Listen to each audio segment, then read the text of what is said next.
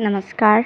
ये रामायण कथा पूरी तरह से श्रीमद् वाल्मीकि रामायण के ऊपर आधारित है। यदि आप इसका निरंतर श्रवण करते रहना चाहते हैं तो इस चैनल को सब्सक्राइब जरूर कर लें और आगे आने वाले सभी पॉडकास्ट के नोटिफिकेशन के लिए बेल आइकन को भी ज़रूर से प्रेस कर दें। अब हम सुनेंगे 31वां सर्ग, श्री राम और लक्ष्मण का संवाद। श्री राम की आज्ञा से लक्ष्मण का सूर्योदय से पूछकर और दिव्य आयुध लाकर वनगमन के लिए सज्ज होना। श्री राम का उनसे ब्राह्मणों को धन बांटने का विचार व्यक्त करना। जिस समय श्री राम और सीता में बातचीत हो रही थी, लक्ष्मण वहां पहले ही आ गए थे।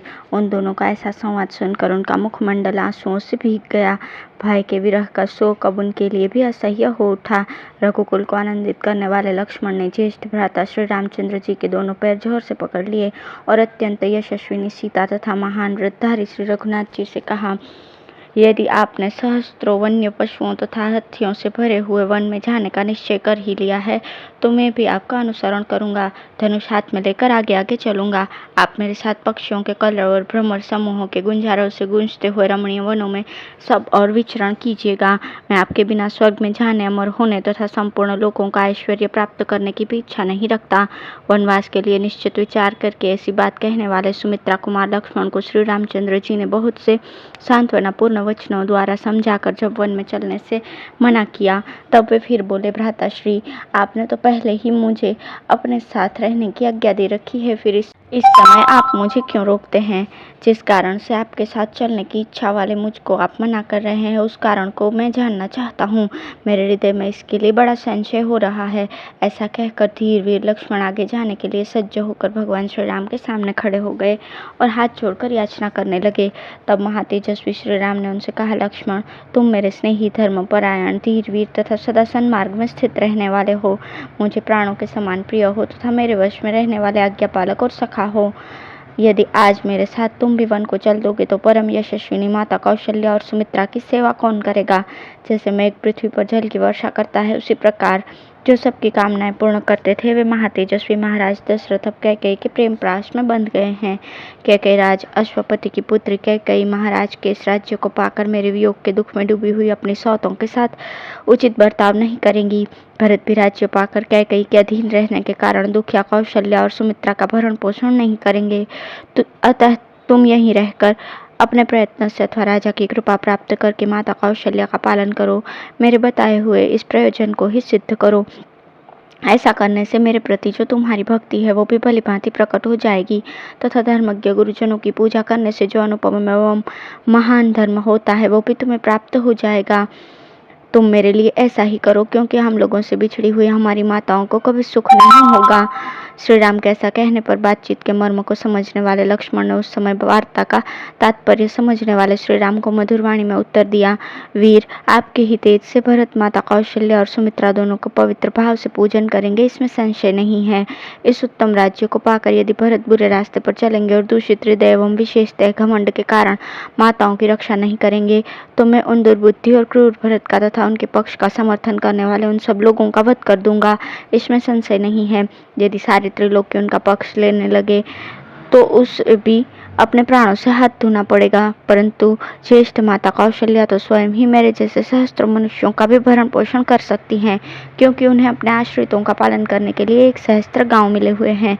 इसलिए वे मनस्विनी कौशल्या स्वयं ही अपना, मेरी माता का तथा मेरे जैसे और भी बहुत से मनुष्यों का भरण पोषण करने में समर्थ हैं।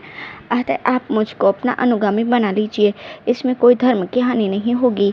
मैं कृतार्थ हो जाऊंगा तथा आपका भी प्रयोजन मेरे द्वारा सिद्ध हुआ करेगा। प्रत्यंचा सहित धनुष लेकर खंती और पिटारी लिए आपको रास्ता दिखाता हुआ मैं आपके आगे आगे चलूंगा। प्रतिदिन आपके लिए फल मूल लाऊंगा तथा तपस्वी जनों के लिए वन में मिलने वाली तथा अन्य हवन सामग्री जुटाता रहूंगा। आप विदेह कुमारी के साथ पर्वत शिखरों पर भ्रमण करेंगे। वहां आप जागते हो या सोते, मैं हर समय आपके सभी आवश्यक कार्य पूर्ण कर लूंगा। लक्ष्मण की इस बात से श्री रामचंद्र जी को बड़ी प्रसन्नता हुई और उन्होंने उनसे कहा, सुमित्रा नंदन, जाओ माता आदि सब सुहृदों से मिलकर अपनी वन यात्रा के विषय में पूछ लो, उनकी आज्ञा एवं अनुमति ले लो। राजा जनक के महान यज्ञ में स्वयं महात्मा वरुण ने उन्हें जो देखने में भयंकर 2 दिव्य धनुष दिए थे, साथ ही जो 2 दिव्य अभेद्य कवच, अक्षय बाणों से भरे हुए 2 तरकश तथा सूर्य की भांति निर्मल दीप्ति से चमकते हुए जो 2 सुवर्ण भूषित खड़ग प्रदान किए थे, उन सबको आचार्य देव के घर में सत्कार पूर्वक रखा गया है। तुम उन सारे आयुधों को लेकर शीघ्र लौट आओ। आज्ञा पाकर श्री लक्ष्मण जी गए और सुयोधनों से अनुमति लेकर वनवास के लिए निश्चित रूप से सज्ज होकर इक्ष्वाकु कुल के गुरु वशिष्ठ जी के यहाँ गए। वहां से उन्होंने उन उत्तम आयुधों को ले लिया। क्षत्रिय शिरोमणि सुमित्रा कुमार लक्ष्मण ने सत्कार पूर्वक रखे हुए उन माल्य विभूषित समस्त दिव्य आयुधों को लाकर उन्हें श्रीराम को दिखाया। तब मनस्वी श्रीराम ने वहां आए हुए लक्ष्मण से प्रसन्न होकर कहा, लक्ष्मण, तुम ठीक समय पर आ गए। इसी समय तुम्हारा आना मुझे अभिष्ट था। शत्रुओं को संताप देने वाले वीर, मेरा जो ये धन है, इसे मैं तुम्हारे साथ रहकर तपस्वी ब्राह्मणों को बांटना चाहता हूँ। गुरुजनों के प्रति सुदृढ़ भक्तिभाव से जो युक्त श्रेष्ठ ब्राह्मण यहाँ मेरे पास रहते हैं, उनको तथा समस्त आश्रित जनों को भी मुझे अपना ये धन बांटना है। वशिष्ठ जी के पुत्र जो ब्राह्मणों में श्रेष्ठ आर्य सुयज्ञ हैं, उन्हें तुम शीघ्र यहाँ बुला लाओ। मैं इन सब का तथा और जो ब्राह्मण शेष रह गए हों उनका भी सत्कार करके वन को जाऊंगा। अब है सीता सहित श्रीराम का वशिष्ठ पुत्र सुयज्ञ को बुलाकर उनके तथा उनकी पत्नी के लिए बहुमूल्य आभूषण, रत्न और धन आदि का दान तथा लक्ष्मण सहित श्रीराम द्वारा ब्राह्मणों, ब्रह्मचारियों, सेवकों, त्रिजट ब्राह्मण और सुयज्जनों को धन का वितरण। तदंतर अपने भाई श्रीराम की प्रिय कारक एवं हितकर आज्ञा पाकर लक्ष्मण वहां से चल दिए। उन्होंने शीघ्र ही गुरुपुत्र सुयज्ञ के घर में प्रवेश किया। उस समय विप्रवर सुयज्ञ अग्निशाला में बैठे हुए थे। लक्ष्मण ने उन्हें प्रणाम करके कहा, सखे, दुष्कर कर्म करने वाले श्री रामचंद्र जी के घर पर आओ और उनका कार्य देखो। सुयज्ञ ने मध्याह्न काल की संध्योपासना पूर्ण करके लक्ष्मण के साथ जाकर श्री राम के रमणीय भवन में प्रवेश किया, जो लक्ष्मी से संपन्न था। होम काल में पूजित अग्नि के समान तेजस्वी वेदवेत्ता सुयज्ञ को आया जानकर सीता सहित श्रीराम ने हाथ जोड़कर उनकी अगवानी की। तत्पश्चात ककुस्थ कुलभूषण श्रीराम ने सोने के बने हुए श्रेष्ठ अंगदों, सुंदर कुंडलों, सुवर्णमय सूत्र में पिरोई हुई मणियों, केयूरों, वलयों तथा अन्य बहुत से रत्नों द्वारा उनका पूजन किया। इसके पश्चात सीता की प्रेरणा से श्रीराम ने सुयज्ञ से कहा, सौम्य, तुम्हारी पत्नी की सखी सीता तुम्हें अपना हार, सुवर्ण सूत्र और करदनी देना चाहती है। इन वस्तुओं को अपनी पत्नी के लिए ले जाओ। वन को प्रस्थान करने वाली तुम्हारी स्त्री की सखी सीता तुम्हें तुम्हारी पत्नी के लिए विचित्र अंगद और सुंदर केयूर भी देना चाहती है। उत्तम बिछौनों से युक्त तथा नाना प्रकार के रत्नों से विभूषित जो पलंग है, उसे भी विदेह नंदिनी सीता तुम्हारे घर में भेज देना चाहती है। शत्रुंजय नामक जो हाथी है, जिसे मेरे मामा श्री ने मुझे भेंट किया था, उसे 1000 स्वर्ण मुद्राओं के साथ में तुम्हें अर्पित करता हूँ। श्रीराम के ऐसा कहने पर सुयज्ञ ने वे सब वस्तुएं ग्रहण करके श्रीराम, लक्ष्मण और सीता के लिए मंगलमय आशीर्वाद प्रदान किए।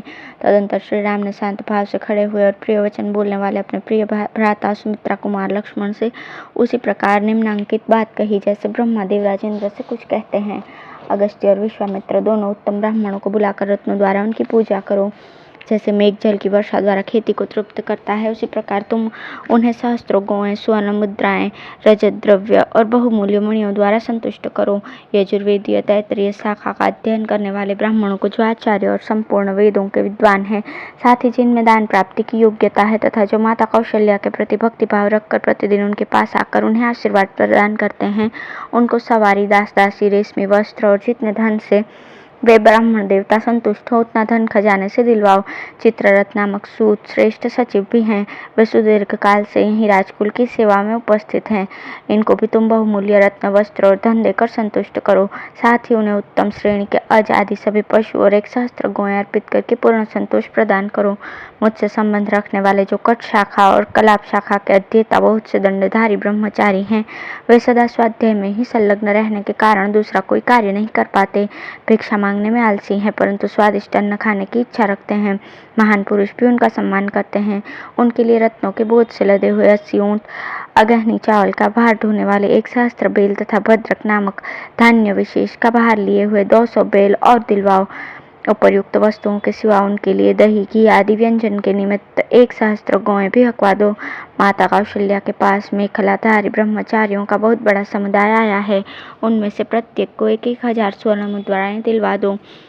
लक्ष्मण, उन समस्त ब्रह्मचारी ब्राह्मणों को मेरे द्वारा दिलाई हुई दक्षिणा देखकर जिस प्रकार मेरी माता कौशल्या आनंदित हो उठे, उसी प्रकार तुम उन सब की सब प्रकार से पूजा करो। इस प्रकार आज्ञा प्राप्त होने पर पुरुष श्रेष्ठ लक्ष्मण ने स्वयं ही कुबेर के भांति श्रीराम के कथन अनुसार उन श्रेष्ठ ब्राह्मणों को उस धन का दान किया। इसके पश्चात वहां खड़े हुए अपने आश्रित सेवकों को, जिनका गला आंसुओं से रुंधा हुआ था, बुलाकर श्रीराम ने उनमें से एक एक को 14 वर्षों तक जीविका चलाने योग्य बहुत सा द्रव्य प्रदान किया और उन सब से कहा, जब तक मैं वन से लौट कर ना आऊँ तब तक तुम लोग लक्ष्मण के और मेरे इस घर को कभी सुना न करना, छोड़कर कहीं अन्यत्र न जाना। वे सब सेवक श्री राम के वनगमन से बहुत दुखी थे। उनसे उपयुक्त बात कहकर श्री राम अपने धनाध्यक्ष से बोले, खजाने में मेरा जितना धन है वो सब ले आओ। यह सुनकर सभी सेवक उनका धन ढो ढो कर ले आने लगे। वहां उस धन की बहुत बड़ी राशि एकत्र हुई दिखाई देने लगी, जो देखने ही योग्य थी। तब लक्ष्मण सहित पुरुष श्री राम ने बालक और बूढ़े ब्राह्मणों तथा दीन दुखियों को वो सारा धन बंटवा दिया। उन दिनों वहां अयोध्या के आसपास वन में त्रिजट नाम वाले एक गर्ग गोत्रीय ब्राह्मण भी रहते थे। उनके पास जीविका का कोई साधन नहीं था, इसलिए उपवास आदि के कारण उनके शरीर का रंग पीला पड़ गया था। वे सदा फाल, कुदाल और हल लिए वन में फल मूल की तलाश में घुमा करते थे। वे स्वयं तो बूढ़े हो चले थे, परंतु उनकी पत्नी अभी तरुणी थी। उसने छोटे बालकों को लेकर ब्राह्मण देवता से ये बात कही, प्राणनाथ, स्त्रियों के लिए पति ही देवता है। आप ये फाल और कुदाल फेंक कर मेरा कहना कीजिए, धर्मज्ञ श्री रामचंद्र जी से मिलिए। यदि आप ऐसा करें तो वहां अवश्य कुछ पा जाएंगे। पत्नी की बात सुनकर ब्राह्मण एक फटी धोती, जिससे मुश्किल से शरीर ढक पाता था, पहनकर उस मार्ग पर चल दिए जहाँ श्री रामचंद्र जी का महल था। भृगु और अंगिरा के समान तेजस्वी त्रिजट जन समुदाय के बीच से होकर श्री राम भवन की 5वीं ड्योढ़ी तक चले गए, परंतु उनके लिए किसी ने रोक टोक नहीं की। उस समय श्री राम के पास पहुंचकर त्रिजट ने कहा, महाबली राजकुमार, मैं निर्धन हूँ, मेरे बहुत से पुत्र हैं, जीविका नष्ट हो जाने से सदा वन में ही रहता हूँ, आप मुझ पर कृपा दृष्टि कीजिए। तब श्री राम ने विनोद पूर्वक कहा, ब्राह्मण, मेरे पास असंख्य गौएं हैं, इनमें से 1 सहस्त्र का भी मैंने अभी तक किसी को दान नहीं किया है। आप अपना डंडा जितनी दूर फेंक सकेंगे वहां तक सारी गौएं आपको मिल जाएगी। यह सुनकर उन्होंने बड़ी तेजी के साथ धोती के पल्ले को सब ओर से कमर में लपेट लिया और अपनी सारी शक्ति लगाकर डंडे को बड़े वेग से घुमाकर फेंका। ब्राह्मण के हाथ से छूटा हुआ डंडा सरयू के उस पार जाकर हजारों गौओं से भरे हुए गोष्ठ में एक सांड के पास गिरा। धर्मात्मा श्री राम ने त्रिजट को छाती से लगा लिया और उस सरयू तट से लेकर उस पार गिरे हुए डंडे के स्थान तक जितनी गौएं थी उन सबको मंगवाकर त्रिजट के आश्रम पर भेज दिया। उस समय श्री राम ने गर्गवंशी त्रिजट को सांत्वना देते हुए कहा, ब्राह्मण, मैंने विनोद में ये बात कही थी, आप इसके लिए बुरा न मानिएगा। आपका ये जो दुर्लंघ्य तेज है, इसी को जानने की इच्छा से मैंने आपको ये डंडा फेंकने के लिए प्रेरित किया था। यदि आप और कुछ चाहते हो तो मांगिए। मैं सच कहता हूँ कि इसमें आपके लिए कोई संकोच की बात नहीं। मेरे पास जो जो धन है वो सब ब्राह्मणों के लिए ही है। आप जैसे ब्राह्मणों को शास्त्रीय विधि के अनुसार दान देने से मेरे द्वारा उपार्जित किया हुआ धन मेरे यश की वृद्धि करने वाला होगा। गौओं के उस महान समूह को पार करके पत्नी सहित महामुनि त्रिजट को बड़ी प्रसन्नता हुई। वे महात्मा श्री राम को यश, बल, प्रीति तथा सुख बढ़ाने वाले आशीर्वाद देने लगे। तदंतर पूर्ण पराक्रमी भगवान श्री राम धर्म बल से उपार्जित किए हुए उस महान धन को लोगों के यथा योग्य सम्मानपूर्ण वचनों से प्रेरित होकर बहुत देर तक अपने सुहृदों में बांटते रहे। उस समय वहां कोई भी ब्राह्मण, सुहृद, सेवक, दरिद्र अथवा भिक्षुक ऐसा नहीं था जो श्री राम के यथा योग्य सम्मान, दान तथा आदर सत्कार से तृप्त न किया गया हो। इस प्रकार श्री वाल्मीकि निर्मित रामायण आदि काव्य के अयोध्या कांड में 32वां सर्ग पूर्ण हुआ। धन्यवाद।